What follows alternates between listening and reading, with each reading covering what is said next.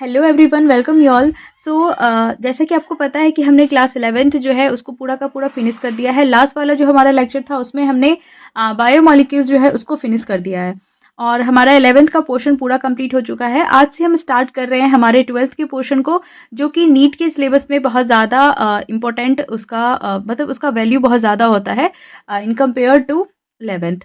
तो हम यहाँ से जो है स्टार्ट कर रहे हैं हमारे 12th की पोर्शन को, जिसमें सबसे पहले हम सेम एज 11th जैसे हमने उसमें बॉटनी और जूलॉजी किया था वैसे ही हम इसमें पहले बॉटनी करेंगे, उसके बाद जूलॉजी करेंगे। और इस पे बहुत कम ही चैप्टर्स है 12th में in comparison to the class 11th की। तो हम इसको लाइन वाइज जैसे हमने उसको फिनिश किया है वैसे ही इसको हम फिनिश करेंगे। तो आप मेरे साथ जो है सारे लेक्चर्स जो है उसको अटेंड करिए और मैं उम्मीद करती हूँ कि आप जो क्लास 11th की सारी लेक्चर्स और नोट्स जो है उसको रिवाइज कर रहे होंगे। तो सबसे पहले हम समझते हैं इस चैप्टर को की बेसिक चीज़ों को, that is sexual reproduction in flowering plants. इसके पहले जो है रिप्रोडक्शन इन ऑर्गेनिज्म वाला चैप्टर है, जो कि हमारे नीट के सिलेबस से जो है हट चुका है। और जो ये चैप्टर है हमारा sexual reproduction in flowering plants, यहाँ से स्टार्ट होता है हमारे बॉटनी का सेक्शन। तो हम समझते हैं इस चैप्टर को। सबसे पहले क्या होता है कि सेक्सुअल रिप्रोडक्शन हमें देखना है फ्लावरिंग प्लांट्स की, क्योंकि हम बॉटनी के बारे में पढ़ रहे हैं तो हमें फ्लावरिंग प्लांट्स जो है उसकी सेक्सुअल रिप्रोडक्शन के बारे में जानना है। तो जितने भी तरह के फ्लावरिंग प्लांट्स होते हैं उसके अंदर हमें सेक्सुअल रिप्रोडक्शन देखने को मिलता है।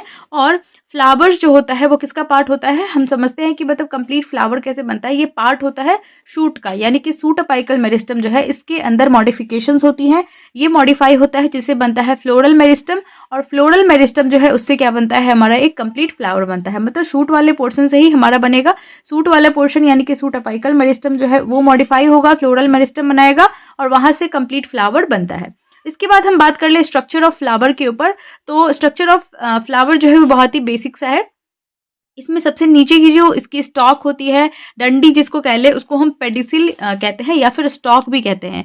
उसके जस्ट ऊपर वाला पार्ट आता है हमारा, दैट इज द थैलेमस और रिसेप्टेकल। रिसेप्टेकल और थैलेमस, मतलब थैलेमस वर्ड आपको तुरंत क्लिक नहीं करेगा, लेकिन रिसेप्टेकल वर्ड आपको क्लिक करना चाहिए, क्योंकि रिसेप्टेकल का मतलब होता है किसी चीज़ को मतलब एक्सेप्ट करना, उसके ऊपर आके लाई करना। तो थैलेमस जो है ये एक तरह का रिसेप्टेकल जो होता है, ये एक तरह का रूफ की तरफ काम करता है। इसके बाद जो है हमारा तीसरा पार्ट आता है, दैट इज द कैलिक्स। इसके ऊपर होता है मतलब रिसेप्टेकल जो होता है हमारा, इससे निकलता है कैलिक्स। इसके बाद जो है हमारा जो कलर्ड वाला पोर्शन होता है इसको हम कहते हैं कोरोला।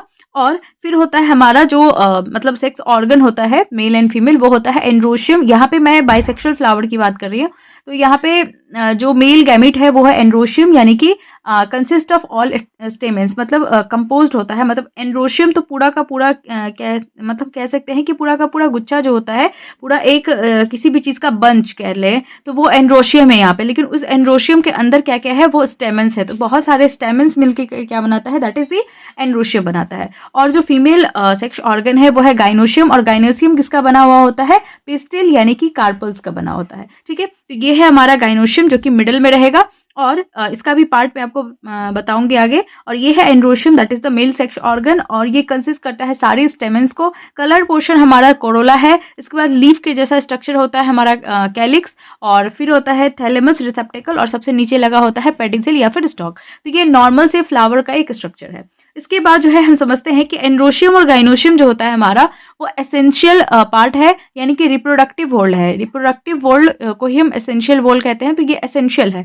कैलिक्स एंड कोरोला जो होता है ये एक्सेसरी वोल्ड होता है। एक्सेसरी वोल्ड वो होता है जो कि मदद करता है किसी भी चीज में, तो ये सिर्फ हेल्प कर रहा है, उसको प्रोटेक्ट कर रहा है। तो कैलिक्स एंड कोरोला जो होता है वो एक्सेसरी है। लेकिन एंड्रोशियम एंड गाइनोशियम जो होता है ये रिप्रोडक्टिव वोल्ड होता है या फिर एसेंशियल वोल्ड होता है।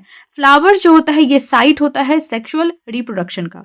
इसके बाद अब इस रिप्रोडक्शन के अंदर हमें क्या क्या देखने को मिलेगा, तो ये सारी चीज़ें सेम चीज़ें जो है हम ह्यूमन रिप्रोडक्शन जो है हमारा जूलॉजी का पोर्शन जब स्टार्ट होगा उसमें भी हम पढ़ेंगे। ये इवेंट इन रिप्रोडक्शन जो है वो वहाँ भी देखने को मिलेगा, लेकिन थोड़ा सा अलग होगा यहाँ पे, क्योंकि ये फ्लावर्स के ऊपर बात करी गई है। तो यहाँ पे लेकिन प्रोसेस वही तीन सेम होती है। जैसे सबसे पहले प्री फर्टिलाइजेशन। अब फर्टिलाइजेशन का मतलब तो सिंपल होता है कि फर्टिलाइज करेगा, गैमीट का फर्टिलाइजेशन होगा। तो उस गैमीट के फर्टिलाइजेशन से पहले क्या क्या होना चाहिए वो प्री फर्टिलाइजेशन के अंदर आता है। अब हमें कॉमन सेंस की बात है यहाँ पे कि अगर फर्टिलाइजेशन होनी है तो उसके पहले प्री फर्टिलाइजेशन वाली प्रोसेस होगी। अब प्री फर्टिलाइजेशन में क्या हो सकता है, मतलब नॉर्मल फर्टिलाइजेशन की अगर हम बात करें तो एक फर्टिलाइजेशन का मतलब है मेल और फीमेल गैमेट जो है उसका ट्रांसफर होना, मतलब उसका क्या बनना, फर्टिलाइज करना, एक दूसरे को फ्यूज करना, ठीक है। ये नॉर्मल हमारा फर्टिलाइजेशन। लेकिन इससे पहले हमारे पास क्या आया है, मेल गैमेट और फीमेल गैमेट। अब ये गैमेट जो है ये बनेगा कैसे, मतलब कैसे बनता है, इसको बनाना है हमें। तो सबसे पहले हमें प्री फर्टिलाइजेशन इवेंट जो है इसके अंदर हमें करना है गेमिटोजेनेसिस।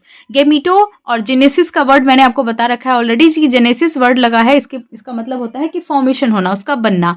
तो गैमीट का बनना सबसे पहले ये प्रोसेस होगा। अब गैमीट कुछ भी हो सकता है, या तो फीमेल गैमीट हो सकता है या मेल गैमीट। यहाँ पे जो है फीमेल गैमीट का नाम दिया है मेगास्पोरोजेनेसिस, और दूसरा है हमारा मेल गैमेट जिसको कहते हैं माइक्रोस्पोरोजेनेसिस, ठीक है। तो ये था हमारा गैमेटोजेनेसिस का, मेगास्पोरोजेनेसिस और माइक्रोस्पोरोजेनेसिस। दूसरा है अब उस गैमेट जो गैमेट बन चुका है हमारा उसका ट्रांसफर होना है। तो किसी ना किसी तरह से जो है वो गैमेट की ट्रांसफर होती है, same as in the case of human reproduction में हम पढ़ेंगे, उसमें भी गैमेट की ट्रांसफर होगी। गैमेट बनेगा पहले, फिर गैमेट की ट्रांसफर होती है। तो ये ट्रांसफर के लिए कोई ना कोई मैकेनिज्म होगी। तो यहाँ पे जो है गैमेट ट्रांसफर की मैकेनिज्म होती है पॉलिनेशन।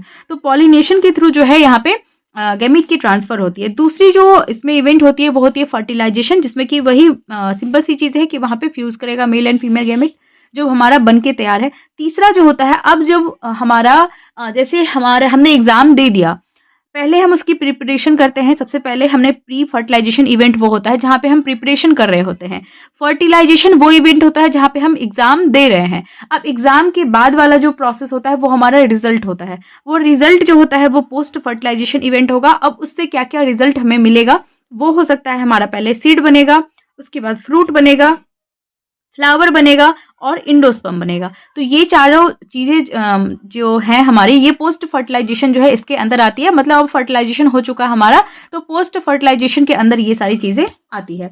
अब हम समझते हैं सबसे पहले प्री फर्टिलाइजेशन इवेंट में कि गैमेट का बनना, गैमेट का ट्रांसफर, ये सारी चीजें हम अभी समझते हैं। इसमें सबसे पहले हमें स्ट्रक्चर को समझना बहुत ज्यादा हमारे लिए इंपॉर्टेंट हो जाता है, क्योंकि स्ट्रक्चर समझेंगे तभी हम क्या करते हैं उसको बना पाएंगे। मतलब उसको आगे जो समझेंगे उसके लिए हमें सबसे पहले स्ट्रक्चर को समझना जरूरी है। तो जैसा मैंने आपको बताया है कि एंड्रोशियम जो है वो मिलके बनता है स्टेमेन से, और स्टेमेन जो है उसका एक स्टेमेन जो है उसको हम अगर पढ़ लेंगे तो हमें समझ में आएगा कि उसका स्ट्रक्चर कैसा होता है, वो काम कैसे करता है। स्टेमेन की अगर हम बात कर ले, that is the male sex और स्ट्रक्चर, मेल गैमिट। तो स्टेमेन जो होता है इसका पार्ट्स जो है, सबसे पहले बल्ज्ड पार्ट्स जो होता है इसका वो होता है एंथर। एंथर इसका बल्ज पार्ट होता है स्टेमेन का, जो कि बाइलोब्ड होता है, इसमें 2 लोब प्रेजेंट होता है। और एंथर जो होता है इसमें 2 थीका होता है हर एक लोब में, हर एक लोब में 2 थीका होता है, इसलिए इसको हम डाइथीकस कहते हैं। इसके बाद जो हमारा लॉन्गेस्ट पोर्शन आता है वो होता है फिलामेंट। एंथर के जस्ट नीचे वाला पार्ट जो होता है इसको कहते हैं फिलामेंट, और फिलामेंट से डायरेक्टली नीचे अटैच रहता है प्रॉक्सिमल इंड जो है डिस्टल, और प्रॉक्सिमल जो है ये प्रॉक्सिमल इंड जो होता है स्टेमन का, ये अटैच रहता है टू द थैलेमस से। और ये वाला पार्ट क्या होता है, थैलेमस पेटल या पेरियांथ, मतलब किसी भी चीज से। यहाँ पे अगर हम थैलेमस की बात कर ले हैं, एंथर फिलामेंट और थैलेमस की बात कर ले, तो यहाँ पे बस थैलेमस की बात करी गई है, लेकिन ये पेटल या पेरियांथ किसी भी चीज से अटैच्ड हो सकता है ये स्टेमन, ठीक है। इसके बाद हम इसके और ज्यादा डिटेल में जाते हैं इस स्ट्रक्चर की। जैसे इस एंथर की बात कर ले, तो एंथर जो है इसको हम थोड़ा सा साइज इसका बड़ा करके हम देखते हैं। यहाँ पे समझते हैं कि एंथर जो होता है इसके अंदर हमने देखा है कि ये बाइलोब्ड होता है, इसमें 2 लोब प्रेजेंट होता है, और 2 लोब होता है, और जो है डाइथीकस होता है। लेकिन इसके अंदर जो होता है हमें क्या क्या देखने को मिलेगा, दैट इज ये जो बाइलोब्ड है इसके अंदर हमें देखने को मिल रहा है ये 2 थीका, और इस थीका के अंदर जो है यहाँ पे प्रेजेंट होता है स्पोरोजेनस टिश्यू, ठीक है। ये स्पोरोजेनस टिश्यू जो है इसके अंदर फील्ड रहता है, और ये वो पोर्शन है जहाँ पे एंथर क्या होगा, डेहिस करेगा, यानी कि बर्स्ट होगा, सूख जाएगा, और उससे क्या होगा, पोलन रिलीज होगा। तो ये वो वाला पोर्शन होता है जहाँ पे एंथर डेहिस करेगा, यानी कि फट जाएगा, सूख जाएगा, और पोलन यहाँ से रिलीज हो जाएगी। और ये जो है थीका, इसके अंदर होता है स्पोरोजेनस टिश्यू। स्पोरोजेनस टिश्यू जो है यहाँ से हमें आता है दैट इज माइक्रोस्पोर, जो कि माइक्रोस्पोरेंजिया के अंदर हमें देखने को मिलेगा। स्पोरोजेनस टिश्यू जो है इससे मिलता है हमें माइक्रोस्पोर। माइक्रोस्पोर जो होता है इसके अंदर डिवीजन होती है फर्दर, और हमें मिलता है पोलन ग्रेन, जो कि पोलन शैक के अंदर हमें देखने को मिलेगा। इसके बाद जो है हमारे पास नेक्स्ट टॉपिक है दैट इज द माइक्रोस्पोरेंजियम। जो हमने माइक्रोस्पोरेंजियम की बात की है वो माइक्रोस्पोरेंजियम कैसा होता है वो देखते हैं। तो सबसे पहले यही सेम हमारा जो एंथर वाला पार्ट है वो मैंने दिखा रखा है यहाँ पे बड़ा सा, लेकिन एक में जो है हम डिटेलिंग करेंगे कैसे कैसे है इसकी स्ट्रक्चर। तो सबसे बाहर वाली जो इसकी स्ट्रक्चर होती है उसको हम कहते हैं, सबसे बाहर वाली लाइनिंग को हम कहते हैं एपिडर्मिस। उसके अंदर वाली जो लाइनिंग होती है उसको हम कहते हैं एंडोथीसियम। उसके बाद वाली जो होती है that is the middle layer, और मिडिल लेयर के अंदर वाली जो लेयर होती है वो होती है टेप्टम, और उस टेप्टम के अंदर होता है स्पोरोजेनस टिश्यू। ठीक है, तो सबसे पहले बाहर की जो 3 लेयर होती है एपिडर्मिस, एंडोथीसियम और मिडिल लेयर, ये इसका काम होता है कि ये प्रोटेक्शन करेगा, जो हमारा पोलन ग्रेन जो हमारा स्पोरोजेनस टिश्यू है उसको ये प्रोटेक्ट करता है। तो पहला काम होता है प्रोटेक्शन। दूसरा, ये हेल्प करता है इन द एंथर की फटने में, एंथर की डेहिसेंस में जो है यही तीनों लेयर जो है उसकी मदद करता है। और ये 3 लेयर के बाद जो है अंदर में प्रेजेंट होता है टेप्टम। जो टेप्टम होता है ये लेयर, ये टेप्टम जो है ये नरिश करता है। इसका काम होता है कि ये जो डेवलपिंग माइक्रोस्पोर है इसके अंदर प्रेजेंट स्पोरोजेनस टिश्यू उसको क्या करता है, ये क्या करेगा, नरिश करेगा। दूसरा, इसके अंदर जो होता है डेंस प्रोटोप्लाज्म देखने को मिलता है, और यहाँ पे 2 से ज्यादा जो है इसके अंदर न्यूक्लियस हमें देखने को मिलती है, तो इसलिए इसको हम कहते हैं मल्टी न्यूक्लिएटेड कंडीशन टेप्टम के अंदर। और यहाँ पे से पीवाईक्यूज बहुत बारी आ चुका है, तो इसको हम याद रखेंगे कि टेप्टम जो होता है वो मल्टी न्यूक्लिएटेड होता है। इसके अंदर होता है स्पोरोजेनस टिश्यू। स्पोरोजेनस टिश्यू जो होता है ये होमोजेनस होता है, पूरा फैला हुआ एक जैसा, और ये कॉम्पैक्टली पैक्ड होता है। इसके बाद हम समझते हैं हमारे मेन टॉपिक को दैट इज माइक्रोस्पोरोजेनेसिस। अब उस माइक्रोस्पोर जो है मेल गैमेट उसको हमें बनाना है, उसकी प्रोसेस जो है उसको हम समझते हैं दैट इज माइक्रोस्पोरोजेनेसिस, माइक्रोस्पोर के बनने की प्रोसेस। तो हर एक सेल जो होता है, every cell of the sporogenous tissue is a potential pollen, मतलब हर एक जो सेल होता है स्पोरोजेनस टिश्यू का, एक एक सेल जो होता है वो खुद को पॉलन बना सकता है, या फिर पॉलन मदर सेल या फिर पॉलन खुद को बना सकता है, उसके पास पोटेंशियल होता है। तो हर एक जो स्पोरोजेनस टिश्यू है उससे हमें क्या मिलेगा, पॉलन, जिसको हम पॉलन या फिर पॉलन माइक्रोस्पोर मदर सेल कहते हैं। अब इस माइक्रोस्पोर मदर सेल जो है ये डिप्लॉयड है। ठीक है, स्पोरोजेनस टिश्यू क्या है हमारा, डिप्लॉयड है, इसके अंदर ही हमें देखने को मिलता है, मतलब इसी से हमें मिलता है पॉलन या फिर माइक्रोस्पोर मदर सेल। जो माइक्रोस्पोर मदर सेल होता है ये भी डिप्लॉयड होगा।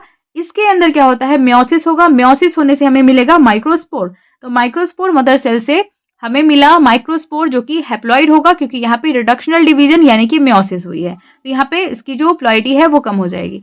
अब जो माइक्रोस्पोर है हमारा, इसमें डेहिसेंस, वही डेहिस होगा मतलब फटेगा, एंथर मैच्योर होगा, डेहिस होगा, फुट जाएगा, जिससे क्या होगा, पोलन रिलीज हो जाएगा, यानी कि पोलन ग्रेन अब हमें मिल चुका है, और ये भी क्या होगा हमारे पास, दैट इज हैप्लॉइड कंडीशन में होगा।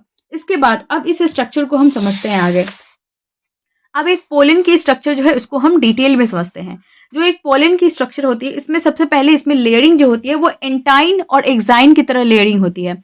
अगर इसकी बात करें सबसे बाहरी लेयर जो होती है एक पोलन ग्रेन की, तो हमारे पास पोलन ग्रेन हमें मिल चुका है। अब इसके स्ट्रक्चर को हम देखते हैं। तो सबसे बाहरी वाली जो लेयर होती है इसकी, उसको हम कहते हैं एक्साइन वाला पार्ट।